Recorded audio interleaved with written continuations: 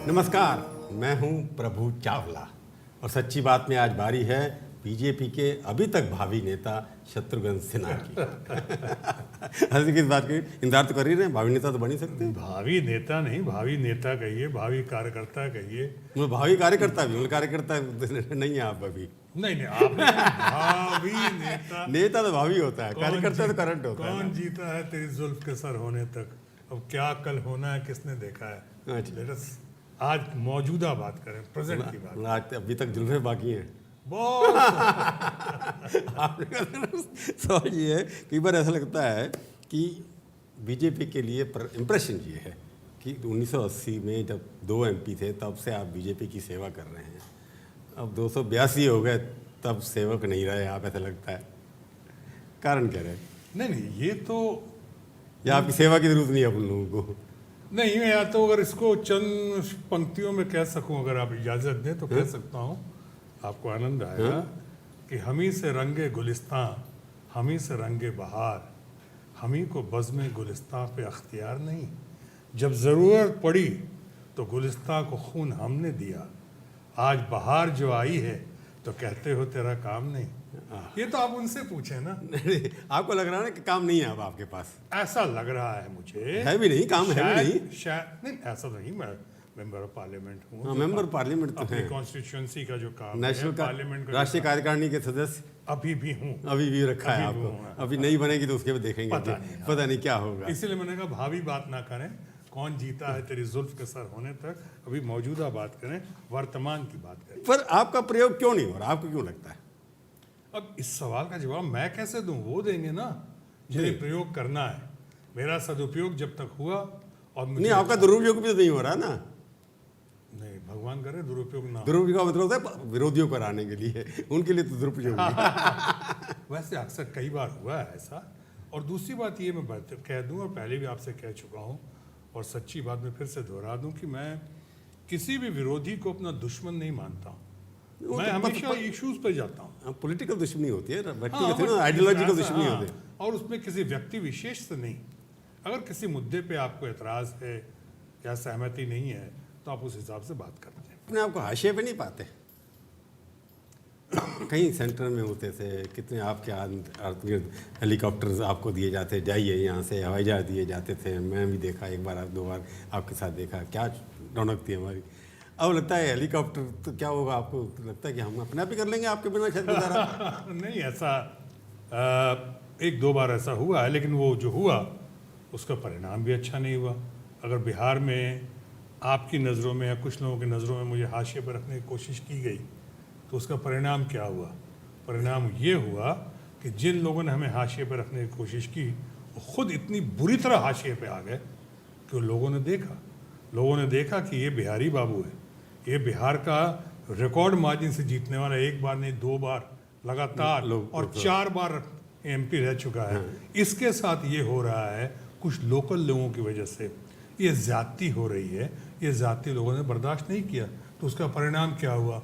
इतनी बुरी तरह, इतनी ह्यूमिलिएटिंग हमारी हार हुई, हमारी पार्टी की हार हुई कि मुझे लगता है कि खामियाजा की पूर्ति कैसे होगी, हम कैसे भरपाई करेंगे, हमें तो समझ में नहीं आता है। इस पार्टी के लिए अपना अभिनेतापन थोड़ा कम किया, फिल्मों में एक्टिंग कम की, उसके बाद यहाँ नेता भी नहीं बन पाए, वहाँ भी अभिनेता भी थोड़े कम रह गए, तो तुमने आप तो दोनों नाव पे पैर रखा, दोनों अब लगता है डूबने की स्थिति में कर दिया इन लोगों ने। यानी आपके कहने का मतलब है कि दुविधा में दोनों गई, माया मिली न राम। नहीं, ऐसी बात नहीं है। नहीं, मैं ये सोच समझ के डिसीजन था मेरा। मैं ऐसा नहीं कि फिल्म उद्योग से मैं आया और पहला आदमी आया फिल्म उद्योग से राजनीति में और भारतीय जनता पार्टी में, तो ये सोच समझ कर आया और एक स्ट्रगल करता हुआ आगे बढ़ता रहा। पहले एक रिकॉर्ड भी बनता है कि पहला भारतीय फिल्म उद्योग का आदमी फुल फ्लेजेड कैबिनेट मिनिस्टर बनता है। उसके बाद 1-2 कैबिनेट मिनिस्टर रहने के बाद फिर जीतता है रिकॉर्ड मार्जिन से। शायद देश में सबसे ज़्यादा वोट शेयर परसेंटेज आपको पता होगा वो शायद मेरा ही है। उसके बावजूद अगर आज कुछ कारणों से जिस शीर्ष नेतृत्व का आपने जिक्र किया, अगर उन्होंने मुझे किसी कारण से काबिल नहीं समझा है या मुझे नहीं देखना चाहते हैं वहाँ पे जहाँ का मैं डिजर्व करता हूँ, तो मैं कहूँगा कारण क्या? आपसे इतनी दूरी क्यों? ये तो जब मिलेंगे, जब गले मिलेंगे। भाई आप तो फिल्म एक्टर हैं, आपको पता लगता है कि जब हीरोइन का इश्क छूटने लगता है तो कुछ ना कुछ कारण हो जाते हैं। तो ये होता है। आपकी पार्टी के साथ आपका इश्क जो है, उसके नेतृत्व में जो थोड़े मुटाव जो आया है, आपको फील तो होता है कारण क्या है? आप कारण हैं, आपकी पॉपुलैरिटी या आपकी कंडक्ट जो कह सकते हैं, या आपका थ्रेट किसी को आप पोज करते हैं, इनमें से कौन सा कारण है जिसकी वजह से शत्रु जो है आज पार्टी के मार्जिन पे बैठा हुआ कहीं भी इम्पोर्टेंस नहीं? एक तो आपके सवाल में एक जवाब आ गया। एक तो हो सकता है कि मेरी पॉपुलैरिटी और अच्छा इमेज, आज तक कोई आरोप नहीं है, कोई एलिगेशन नहीं है आज तक, तो हो सकता है इसकी वजह से और लोकप्रियता लोग समझते हैं कि शायद और पहले से बढ़ती ही जा रही है। इसकी वजह से हमारी पार्टी में कुछ लोगों के अंदर खटास आ जाती है, एक घबराहट, एक इनसिक्योरिटी। मेरी पॉपुलैरिटी में अपनी इनसिक्योरिटी देखते हैं कुछ लोग। कौन, फिर दिल्ली के लोग या आपके बिहार के लोग? बिहार के लोग भी, दिल्ली के लोग भी, ऐसी बात नहीं है। लेकिन हमारा इतना बता दूं, चूंकि मैं इस पे कोई ज़ोर से अपनी प्रतिक्रिया नहीं देता हूं, कि मेरा ये जानना है और इस बात को मैं मानता हूं कि मंत्री बनना नहीं बनना, बनाना नहीं बनाना, ये प्रधानमंत्री का अपना विशेष अपना विशेषाधिकार है। बिल्कुल है। तो अगर प्रधानमंत्री ने उस काबिल मुझे आज नहीं सोचा है, हो सकता है अच्छे दिन आने वाले हैं, कल सोच लें। लेकिन अगर नहीं सोचा या सोचा तो मैं उनके विजडम को चुनौती देने वाला कौन? नहीं, मैं तो उनके विजडम की चुनौती कोई भी नहीं देखता, उनका राइट है। पर उन्होंने आपको नहीं समझा अभी पहले इंस्टॉलमेंट में रखने के लिए, या दूसरी में भी रखने के लिए, या तीसरी में भी रखने के लिए। अब कितनी इंस्टॉलमेंट में आपके अच्छे दिन आएंगे पता नहीं। कोई बात नहीं, वो न करेंगे। पर आपके अभी तो बुरे दिन, आपको लगता है अभी तो पॉलिटिकली बुरे दिन चल रहे हैं आपके? नहीं नहीं, बहुत खुश हूँ, बहुत अच्छा। ऑन द कॉन्ट्री आप समझे, मुझे अच्छा लग रहा है कि कम से कम उतनी जिम्मेदारी नहीं है, ताकि मैं अपनी कुछ पारिवारिक जिम्मेदारी, कुछ सामाजिक जिम्मेदारियां, कुछ आर्ट एंड कल्चर की बातें, वो सब मैं अभी कर सकता हूँ, इसलिए कि अभी हमारे ऊपर वो पद का बोझ नहीं है या उस पद की जिम्मेदारी। तो उस हिसाब से आपके अच्छे दिन आ गए। मैं देखिए, पार्टी के अच्छे दिन आए, शत्रु के पॉलिटिकली अच्छे दिन नहीं आए, पर आर्ट एंड कल्चर, सोसाइटी, ये सब अच्छे दिन आपके आ गए कि आप बिजी हो गए बाकी लोग। मैं संतुष्ट हूँ, मैं एकदम संतोष में, मेरे अंदर कोई ऐसी शिकायत नहीं, कोई गिला नहीं, कोई शिकवा नहीं, कोई शिकायत नहीं। मैं खुश हूँ, प्रसन्न हूँ। आपको लगता है देश के लिए अच्छे दिन आ गए क्या 2 साल में? अब सच्ची बात करिए। मेरा यहाँ कहना कुछ ठीक नहीं होगा, मैं तो पॉजिटिव थिंकर हूँ, मुझे लगता है अच्छे दिन आएंगे। कैसे आएंगे? मतलब अभी इंतजार कर सकते हैं आप, टाइम थोड़ा सा मिला। हाँ, अभी तो टाइम अभी 3 साल और बाकी चुनाव है। तो 5 साल के बाद। हाँ, अभी आपके पास 34 महीने और हिसाब किताब तो हम लोग करेंगे या देश की जनता करेगी 5 साल के बाद। कई सारे ऐसी चीज़ें अच्छी की मोदी साहब ने, स्वच्छ Bharat, stand India, digital India, ये इंडिया। तो आप जब घूमते हैं तो जब जगह भारत पहले से स्वच्छ नजर आता है आपको कहीं क्या? आप तो उसके एम्बेसडर भी नहीं हैं, आपकी फिल्म इंडस्ट्री में बहुत लोग उसके एम्बेसडर हैं। मैं इसको ऐसे कहना चाहूँगा प्रभु चावला जी कि प्रधानमंत्री की नीयत बहुत अच्छी है। पहला प्रधानमंत्री देश में आया जो लाल किले से कह सका, घोषणा कर सका स्वच्छ भारत की बात। कई चीज़ें उन्हें कहीं, अब उसमें कहीं कमी है या खामी है, हम लोग पूरा नहीं कर पा रहे हैं। चाहे बनारस का मामला हो, चाहे पटना का मामला हो, चाहे इलाहाबाद का मामला हो, या कानपुर का मामला हो, या मुंबई के आसपास के क्षेत्र का मामला हो, तो मैं समझता हूँ कमी तो कहीं हमारे अंदर है, समाज के अंदर है। नहीं, पर आपकी मुलाकात कब हुई लास्ट उनसे चुनाव जीतने के बाद अकेले 1 to 1? एक तो देखिए, मैंने कहा कि मैं बहुत टच था जब मेरे बेटे की शादी में, वो खासकर अटेंड करने आया कुछ की शादी में, और वो मुंबई आए थे। उसके बाद हमारी मुलाकात अभी नेशनल सिक्योरिटी की मीटिंग थी इलाहाबाद में, वहाँ मुलाकात हुई 1 to 1 बैठ के चाय के टेबल पर हम लोग बैठे वहाँ पे, लेकिन ऐसी कोई पॉलिटिकल बात नहीं हुई।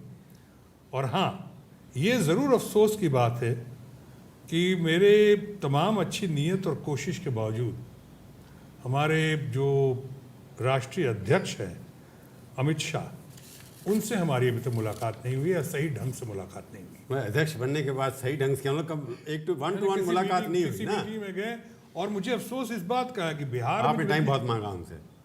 टाइम मांगा मैंने, नहीं दिया मैंने नहीं दिया, इतना नहीं कहूँगा यार। जिस नहीं, मुलाकात नहीं हो पाई। चलिए, मुलाकात आप सोफिस्टिकेटेड लैंग्वेज में, खासकर उस वक्त मैं बहुत परेशान था जब बिहार का चुनाव, जब मैं खलबली देख रहा था, मैं राइटिंग ऑन द वॉल देख रहा था। जैसे दिल्ली के चुनाव में मैंने राइटिंग ऑन द वॉल देख लिया था, और मैंने कहा था कि नेगेटिव पॉलिटिक्स मत करो, नेगेटिव पब्लिसिटी मत करो उनके खिलाफ, केजरीवाल के खिलाफ। उसने बिहार में मैं देख रहा था राइटिंग ऑन द वॉल, बिल्कुल लग रहा था जो आपकी भाषा में कि सुपड़ा साफ दिखाई पड़ा था मुझको, क्योंकि महागठबंधन नीतीश कुमार, लालू यादव, ऊपर से सोने में सुहागा उनके दृष्टिकोण से कांग्रेस पार्टी का मिलना, और ये मिलना, और हम लोगों का अपने तरफ से तैयारी नहीं करना।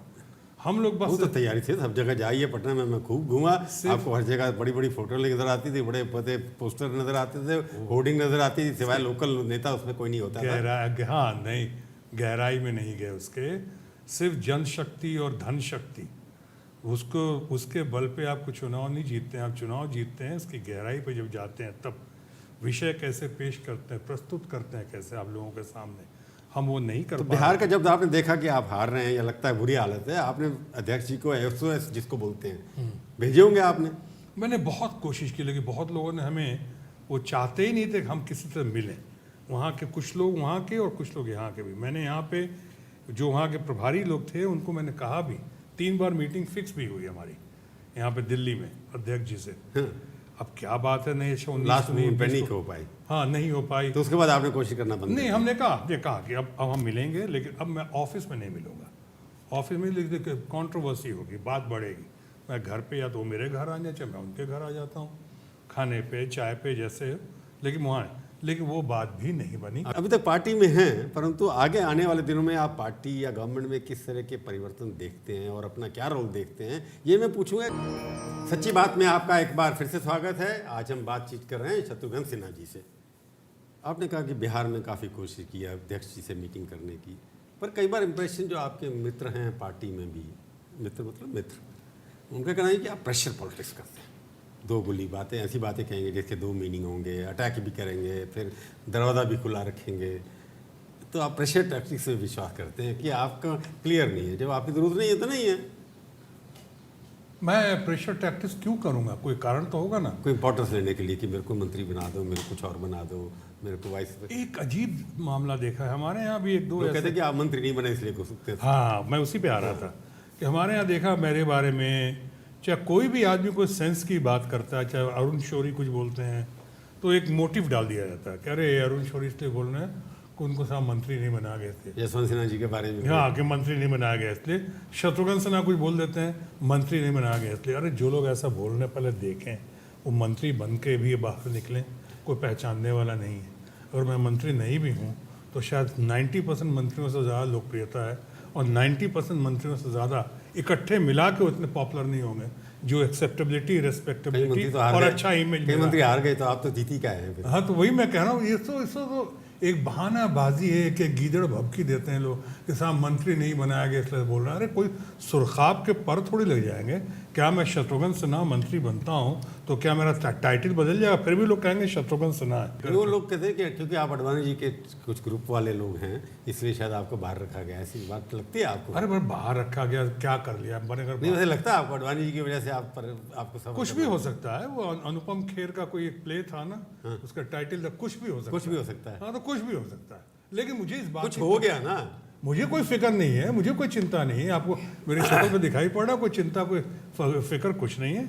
हम रिलैक्स, कूल, काम, प्रेशर पॉलिटिक्स, क्योंकि उस वजह से क्या होता है कि आप जो बीजेपी के खास दुश्मन हैं, चाहे मोदी जी के सबसे बड़े दुश्मन हो नीतीश कुमार, चुनाव के बाद आप बिहार जाने के बाद उनसे मिलने लग गए, उनकी आपने तारीफ भी कर दी, तो ये सब प्रेशर टैक्टिक्स की बात ही होगी ना। आपने लालू को भी तारीफ कर दी, जो आइडियोलॉजिकली कहीं आपके साथ नहीं, पहले भी आपसे बनती नहीं थी उनकी, पर सडनली आपका इश्क हो गया लालू से, नीतीश कुमार से, जैसे नई गर्लफ्रेंड मिल गई हो, ये छोड़ दिया आपने। अच्छा, एक बात बताइए, आप तो बहुत ही मैच्योर्ड और बहुत ही वरिष्ठ पत्रकार हैं, आपके देश में बहुत इज्जत है, मान है, सम्मान है। आप तो शुरू से ऑब्जर्व कर रहे हैं, ये कहानी कहाँ से शुरू होती है? बिहार में जाते हैं, प्रधानमंत्री जी आते हैं पटना में वेटनरी कॉलेज में, मुझे बुलाया जाता है, मैं उस दिन जाता हूँ, धर्मेंद्र प्रधान ने मुझे बुलाया कि भाई साहब ज़रूर इंचार्ज थे वहाँ के। मैं आया वहाँ पे, हालांकि ये बात अलग है, वोट ऑफ थैंक्स मैं नहीं दे रहा हूँ, पटना का MP हूँ, धर्मेंद्र प्रधान दे रहे थे, कोई बात नहीं, चलेगा, घर की बात है। उसके बाद उसी 2 घंटे के बाद श्री कृष्ण मेमोरियल हॉल में प्रधानमंत्री की स्पीच थी, वहाँ पे सारे लोग बुलाए गए, सिर्फ मुझे नहीं बुलाया गया, बाहर रखा गया। उसके बाद उसी दिन शाम को मुजफ्फरपुर में रैली थी, सारे लोग अपनी पार्टी से भी और दूसरे पार्टी से बुलाए गए, छोटे छोटे से लेके बड़े बड़े तक बुलाया गया सबको। एक आदमी बिहार में बिहारी बाबू को बाहर रखा गया। उसके बाद उस दिन शाम को हमारी नीतीश कुमार की मैं आज भी कदर करता हूँ, पहले भी बहुत कदर करता था। नीतीश कुमार हमारे बहुत अच्छे मित्र हैं, और ऐसे भी हमारे चाय कॉफ़ी का कॉन्ट्रैक्ट था कि जब पटना आए तो उनका चाय बैठा। और मैं बात क्या करता हूँ, अपनी कॉन्स्टिट्यूंसी की बात करता हूँ, बिहार की प्रगति की बात करता हूँ। वो बिहार के मुखिया हैं, बिहार के बहुत लोग पहले कुछ दिन पहले तो आप स्टेज पे इकट्ठे नहीं आना चाहते थे। मैंने इंटरव्यू एक बार किया था आपका, नीतीश के बारे में पूछा भी था कि पहले ऐसी स्थिति आ गई जब दोनों आप एक स्टेज पर भी नहीं आते थे इकट्ठे। जब भी मिसअंडरस्टैंडिंग के बाद अंडरस्टैंडिंग होती है तो बड़ी लॉन्ग लास्टिंग होती है। आपकी मिसअंडरस्टैंडिंग काफ़ी लंबी हुई। हम ब्लेक करवाई हुई कुछ लोगों ने, लेकिन वो इतना तो याद रखना चाहिए कि वो हमारे बिहार के मुख्यमंत्री हैं और लोकप्रिय मुख्यमंत्री हैं, और हमारे बहुत अच्छे दोस्त हैं, और मुझे वो प्राइड ऑफ बिहार कहते हैं। आज तक कभी मुझको बड़े भाई की तरह आदर करते हैं, प्राइड ऑफ बिहार कहते हैं। इनको चिढ़ाने के लिए जैसे होता है ना कि अब बताता हूँ, गर्लफ्रेंड दूसरी के साथ दिखाना चाहता है, उसके असली इश्क ना हो पर दिखाने के लिए। अब मैं बताता हूँ, इसी पर आपसे मुखातिब हुआ था कि जब बताइए कृष्ण मेमोरियल हॉल में नहीं बुलाया गया, मुजफ्फरपुर रैली में नहीं बुलाया गया, और पटना जहाँ बुलाया गया वहाँ ड्यूटीफुली और ब्यूटीफुली गया, तो फिर शाम को अगर चाय पीने में चला ही गया नीतीश बाबू के यहाँ, तो क्या बुरा किया, कौन सी बड़ी बात है। उसके बाद तो बहुत जाने लग गया आप। उस दिन की बात कर रहा हूँ, और उसके बाद अगर बहुत जाने लग गए। लालू यादव भी पारिवारिक मित्र हैं। लालू यादव ने मेरी जब माँ का निधन हुआ था, जिस तरह से लालू यादव ने मुझे ढाढ़स बढ़ाया था और भाग कर आए थे, और जिस तरह से राजकीय सम्मान के साथ मेरी माँ की अंत्येष्टि क्रिया करवाई थी, मैं ज़िंदगी में उनके परिवार का एहसान नहीं भूल सकता हूँ। इसीलिए जब लालू यादव की बेटी की शादी हुई थी, पूरे बीजेपी ने बाइकआउट कर दिया था। मैं अकेला गया था वहाँ पे शान के साथ कि बेटी की शादी है, अपने परिवार की शादी है। मैं गया, मैं लालू यादव के इस मामले में बहुत पॉलिटिक्स अलग बात है, लेकिन आप बताइए कि इसके बाद बिहार में कितनी रैली हुई प्रधानमंत्री की। मैं सहरसा में हुई, आरा में हूँ, गया में हुई, पटना कहाँ नहीं हुई, और सबको बुलाया गया। और शत्रुघ्न सिन्हा को, बिहारी बाबू को बिहार में नहीं बुलाया गया, जो रिकॉर्ड मार्जिन से जीतता है। तो फिर अगर मैं नीतीश कुमार और लालू यादव से मिलता हूँ, दोस्ती निभाता हूँ, प्यार करता हूँ, एक उनका प्रतिक्रिया अच्छा रिएक्शन देता हूँ, आपके लिए तो मैसेज, अगर समझदार के लिए तो मैसेज ही होता है ना। उनके लिए मैसेज है कि आप बीजेपी नहीं है, पर आप कहते हैं मैं तो बीजेपी में हूँ। नहीं, वन साइड वो जो प्रधानमंत्री जैसे लोकल रूल होता है, जब प्रधानमंत्री कॉन्स्टिट्यूंसी में जाता है वहाँ का लोकल एमपी चाहे किसी पार्टी का होता है, पर एक शत्रुघ्न सिन्हा लोकल एमपी होते हुए भी नहीं होता है, बुलाया नहीं जाता है ना। तो इसका मतलब कहीं इसको मान आपको तो उन्होंने रख दिया कि ठीक है आप हैं, तो रख दिया तो हो गया, रख दिया तो फिर हो गया। तो फिर किस बात का एतराज़, फिर किस बात की आपत्ति कि अगर मैं अपने मित्रों से और बिहार के मुख्यमंत्री से या बिहार के गार्डियन से, लालू यादव से या नीतीश कुमार से मिलता हूँ, या प्यार मोहब्बत निभाता हूँ, उनसे रिश्ते निभाता हूँ, तो फिर क्या को तकलीफ होती है आपको? आपको लगता है कि बुजुर्गों को, सीनियर लोगों को या पुराने लोगों को पार्टी में वाकई सम्मान नहीं मिल रहा जितना मिलना चाहिए उनको? अच्छा होगा, देखिए जो हमारे बुजुर्ग हैं, हमारे सीनियर, चाहे मुरली मनोहर जोशी हैं, कि हमारे लाल कृष्ण आडवाणी जी हैं, कि हमारे जसवंत सिंह जी जब थे हेल्दी थे, अभी तो उनकी तबीयत ठीक नहीं है, लेकिन ऐसे लोग जो है ये आपके बहुत काम गार्डियन फिगर्स होते हैं, फादर फिगर्स होते हैं। ये लोग आप कितने बड़े हो जाए, आप कितने बड़े हो जाएं, आप अपने माँ बाप को भूल जाएंगे क्या? आप उनका आशीर्वाद लेते हैं कि नहीं, उनका मार्गदर्शन लेते हैं कि नहीं लेते? मैंने कभी नहीं कहा कि नरेंद्र मोदी को प्रधानमंत्री मत बनाओ। मैं कहने वाला कौन होता है? तो पार्लियामेंट्री बोर्ड का डिसीजन होता है, देश की जनता ने। आप ये तो मानते हैं आज आपकी पार्टी सत्ता में है नरेंद्र मोदी की वजह से ही है, ये तो मानना ही पड़ेगा आपको। जी, कभी ना कभी तो कोई सामने आता है, और उससे नरेंद्र मोदी, उसके बाद जो पूरी प्लानिंग हुई, उसके पीछे आरएसएस भी उनके नाम से वोट मिले, जैसे इंदिरा के नाम से वोट मिलते थे, आपको मोदी के नाम से मिले। बिल्कुल, लेकिन उसमें कार्यकर्ताओं का भी बहुत योगदान रहा, आरएसएस का बहुत बड़ा मार्गदर्शन रहा। उसके बाद हम जैसे लोग भी स्तुति गान करते रहे, इस तरह बढ़ते रहे, बढ़ाते रहे। खुशी है नहीं खुशी, इतनी जल्दी पछतावा करने। आपने एक बार देखा, मैंने आपने कहा कि बड़े लोगों को उतना सम्मान नहीं मिल रहा जितना मिलना चाहिए। ये फीलिंग आपकी भी है, जितना सम्मान बड़े लोगों को मिलना चाहिए, और मिलता तो बहुत अच्छा। अब आप क्योंकि आडवाणी जी के साथ भी काम किया, काफ़ी रेस्पेक्ट की, अब प्रेसिडेंट का चुनाव जैसे आ रहा है, आपको लगता है आडवाणी जी को प्रेसिडेंट कैंडिडेट बनाना चाहिए कि नहीं बनाना चाहिए? देखिए, मैं इतना तो नहीं कह सकता हूँ बनाना चाहिए नहीं, मैं इतना ज़रूर कह सकता हूँ कि आज के दिन में जो स्टेट्समैन हैं आडवाणी जी, स्टेट्समैन हैं, उनके लिए हर पद छोटा है, उन्हें हर पद से बड़े हैं वो, और हर पद के काबिल है वो। तो इसका मतलब क्या होगा? आप कहना नहीं चाहते कुछ भी? आप कहना कुछ भी नहीं चाहते? नहीं, मैंने कह दिया प्रेसिडेंट का पद भी उनके लिए छोटा, आपके कहने का मतलब ये है हर पद का मतलब आप कैंडिडेट बनाना चाहिए या नहीं बनाना चाहिए? हर पद से बड़े हैं और हर पद के काबिल हैं वो। अगर प्रेसिडेंट बनाते हैं उनको तो बहुत अच्छी बात है, अगर मानते हैं, चाहते हैं, अगर वो लोग चाहते हैं कि वो प्रेसिडेंट बने तो नहीं, आप अगर आपकी इच्छा होगी तो आपको लगता है कि उनको बनाना चाहिए पद की गरिमा के हिसाब से? नहीं, ये मैं नहीं कहूँगा पद की गर्मा, इसमें उनकी इच्छा जानना भी बहुत ज़रूरी है। इच्छा तो सवाल ये है कि आप तो उससे इच्छा तो बाद में होगी जब आप मन बनाएंगे। मैं तो ये कह रहा हूँ कि वो हर पद के काबिल है वो। आज अडवाणी जी कोई ऐसा पद नहीं है, ही इज अ स्टेट्समैन। ये थोड़ी है आज के कल के आगे यहाँ पे। आज पूरे राजनीति के घने काले बादलों के बीच में चमकती हुई सुनहरी किरण का नाम है लाल कृष्ण आडवाणी। तो अब मैं आपसे जो सवाल पूछने जा रहा हूँ कि आप पाकिस्तान में काफ़ी मशहूर हैं, आपने फॉरेन पॉलिसी के बारे में एक दो स्टेटमेंट पाकिस्तान के बारे में भी दी थी।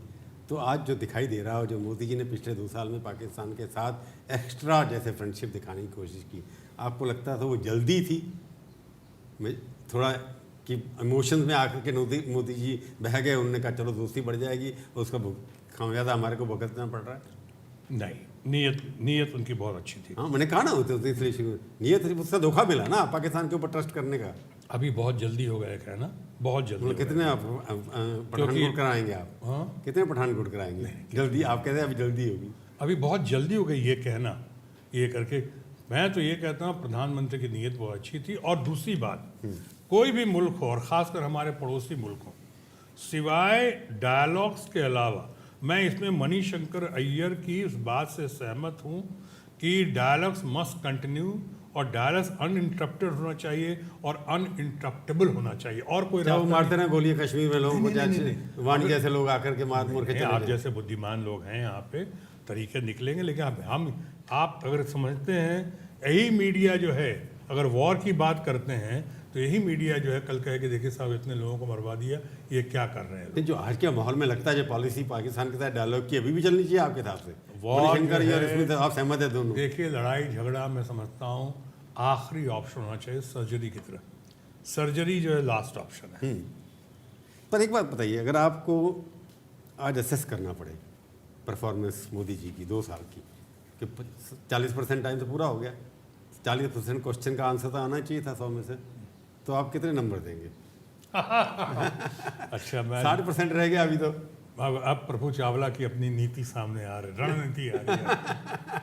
नहीं, मैं अभी तो यही कहूँगा कि हो सकता है हमको अभी वो रिज़ल्ट जिसकी हमें उम्मीद थी, अभी शायद उस हद तक हमें वो रिज़ल्ट प्राप्त नहीं हो रहा हो।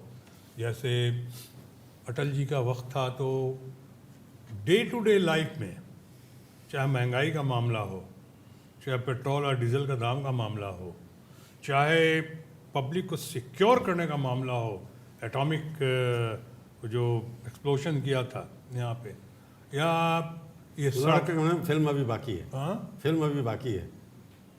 ये आपने अच्छा कहा, फिल्म अभी बाकी है। कितने प्रधानमंत्री देखे हैं आपने? मेरे को वीपी सिंह से शुरू किया आपने। वीपी सिंह क्या, उससे पहले इंदिरा गांधी के ज़माने से अभी तक 10-11 प्रधानमंत्री आप देंगे। सबसे नंबर 1 प्रधानमंत्री किसको कहेंगे आप पहले 2 साल में जिसने सबसे अच्छा काम किया? देखिए, अगर मैं कहूँ सबसे बढ़िया अगर प्रधानमंत्री, जिनके समय मैं था नहीं, बच्चा था, लेकिन सबसे बढ़िया सुपरस्टार जो है अगर कहूँगा तो वो तो जवाहरलाल नेहरू रहे। हाँ, तो वो तो बचपन में चले। मैं क्यों ना, जिनको आपने देखा है पॉलिटिक्स, जिनको हमने देखा उसमें। नहीं पॉलिटिक्स में जब आप होश आपने बनाए, और अथॉरिटी जब से के खामोश कहना कि शुरू किया, अथॉरिटी के मामले में, खामोश के मामले में अगर देखा है, मिसेज इंदिरा गांधी तो ज़बरदस्त रही हूँ एकदम। मैं उनका बड़ा भारी एडमायर और फैन था।